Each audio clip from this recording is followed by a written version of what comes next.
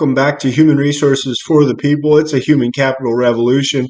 Today we're going to be answering Ask HR questions on the Ask HR subreddit because I'm banned. Part 8.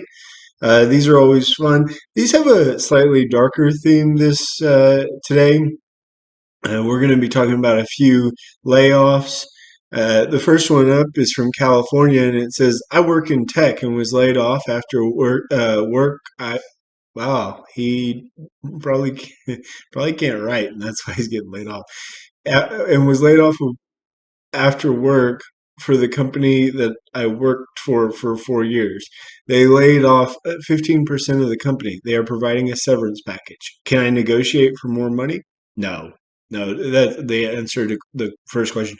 The only time that you would is when you have sort of a potential lawsuit against the company, and you're able, and because a severance will usually come with an agreement not to sue the company for any reason. So if you, I mean, unless you perceive that the layoffs, the 15%, are somehow race based, or you have some sort of outstanding issue with the company, no, you have no negotiating power. And then the next question is, what is the typical amount for severance? Yeah, um, that's really variant. It depends on how much money your industry makes. It depends on a whole lot of different factors. Some companies will do 1 week of pay for each year that you've worked there. And that is somewhat frequent, or some sort of set amount of months with a certain amount of time that you get medical insurance paid for. But that's really about it. That's there are not real guidelines for severance pay. The next one up is from South Carolina, and it says, "What should I tell my boss? Should I tell my boss the name of the company that I'm going to? A lot of people are leaving because of what type of boss they are, and I personally feel they should not know because in the end it does not matter to them." That doesn't. I think they're saying a lot of people are leaving because of the boss, and I feel they should not know where I'm going because it doesn't matter. Those two things shouldn't be connected. And to answer your question, if they're a bad boss, they don't get the benefit of knowing where you're going. It's not their fault if you have any sort of expectation that they could sabotage it. Um, I mean, it's a little weird because it says try. He says the writer says try to sabotage my current standing in the company, eh, which presumes current standing with their current company that they're leaving. Who cares what their standing with that company is? But ultimately, I don't think that there's a value add with respect to um, telling your boss. It will only cause problems, and really can't help you significantly, I don't think.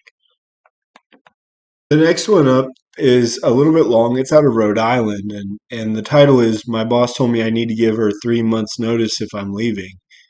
And it kind of goes over, it's a small family owned business, only 5 employees, no official mention of notice in our contract. I want to stop it right here. Unless this is maybe a nursing job or something like that, very few people have contracts. My guess is they're referencing the job offer, but we want to be careful when we talk about this. There are very few contracts. It's most likely you're referencing a job offer.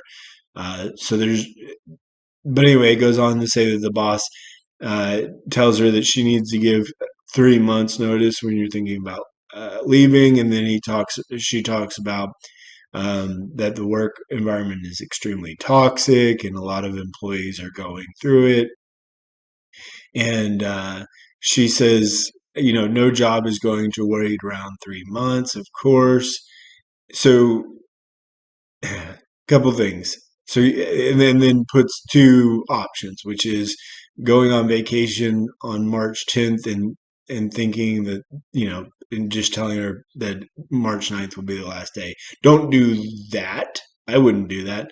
I mean, honestly, if this person is as toxic as you think it is, you you give no notice, right? So you just tell the employer, you tell your incoming employee or employer that you will be there in 2 weeks. You take a 2 week vacation, make sure you get paid for it, because that's the problem here. If you say you're going on vacation March 10th, you may not get paid for it. And then just don't return to work. Yes, you can apply as much as you want. There is no rules about requiring 3 months.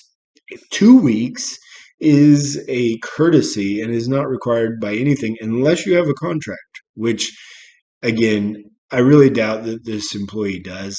I think a lot of people say they have a contract, but as long as they're in the United States, it's quite rare. So, I mean, review it, but assuming you don't, no, give it a notice and go.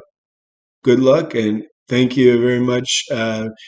And so today, thank you for watching the video. If you like what you saw, like, share, and subscribe, and I'll see you tomorrow. Bye.